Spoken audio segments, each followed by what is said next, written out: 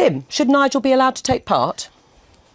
Well, I'm quite relaxed about this because actually the more I speak to some of the UKIP people we've got in my patch now, the more the detail doesn't bear closer scrutiny. So I think the thing with UKIP, when you start to read the small print, and Nigel has to account for it, the more you'll see it's a complete load of old hot air with a very charismatic and beaming person in charge and not much else. Well, Nigel, I mean, as you saw from the clip there, they were billed as debates between people who could be Prime Minister. That isn't you, is it? Well, how anybody thought the Liberal Democrats, having not been in power since Lloyd George, could produce a Prime Minister is quite beyond me. So that failed, didn't it, really, the test? I mean, look... Well, deputy's rather better than you've managed. Well, politics has changed a lot since 2010. You know, we've seen radical change in Scottish politics in the last decade, in Northern Irish politics, and English politics is going through a big change. I remember in 2009... when UKIP came second in the Euro elections, being told it could never happen in domestic politics. And in this year's English county elections, we got nearly a quarter of the vote. Whether the policies bear scrutiny or not isn't really the point. The point is that UKIP is now a significant force in British politics. We're polling double where the Lib Dems are. And I think, frankly, to exclude UKIP from these debates would probably give us the benefit of the underdog, because it would look like the political class closing ranks on itself. And on that basis, do you think the Green leader, Natalie Bennett, should be in as well? The Greens do have... an MP. The Greens have an MP. You don't. And they run council. The Greens have an MP. They run Brighton Council. But their overall share of the vote... Well, their overall share of the national vote is about 2%. So you've got to set some sensible markers and some barriers somewhere. In America have a law on this, and it's if you're polling at 15% of the vote, you're entitled to take part. All right, we need a marker of some kind. Would you be happy to have Natalie Bennett? I don't think the Greens are a national political party. I think they're a party with a few small, localised bases. Right. And Gina, would you be happy to have Nigel Farage on the television debate? I mean, I'd be fairly relaxed about it. I can see why Nigel's desperate to be in there because, as I think Tim said, you know, it's a party with a leader and not much else. But I do think the policies wouldn't stack up. We'll put somebody else up, Gina.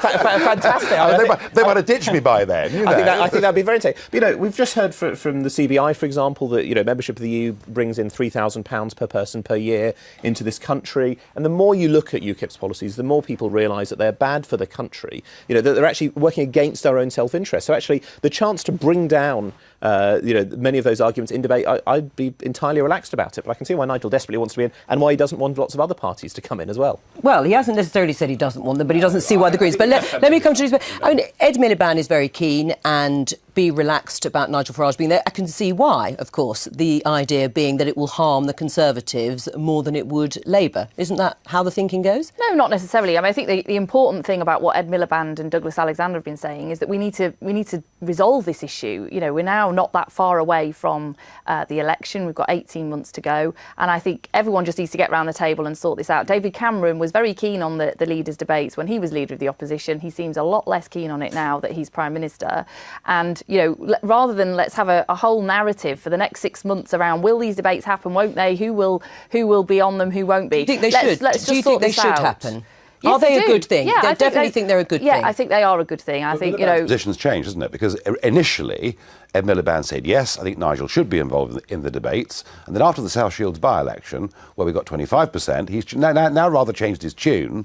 And I'm not quite sure whether he supports UKIP being in the debates or not. So I think there's a big shift from Labour on this. I think it's open to debate. Do you support the idea, Lucy, of Nigel? Personally, I think it's a bit of a stretch, to be honest, to have somebody in the leaders' debates who doesn't even have an MP in Parliament. But, you know, I wouldn't want to be someone who stifled that debate. It's not about not including people, but I think you've got to have some kind of parameter, and you will get other parties like the Greens saying, well, if Nigel's there, we've got an MP, we run some local government, why aren't we included? So, you know, these are issues that need to be resolved.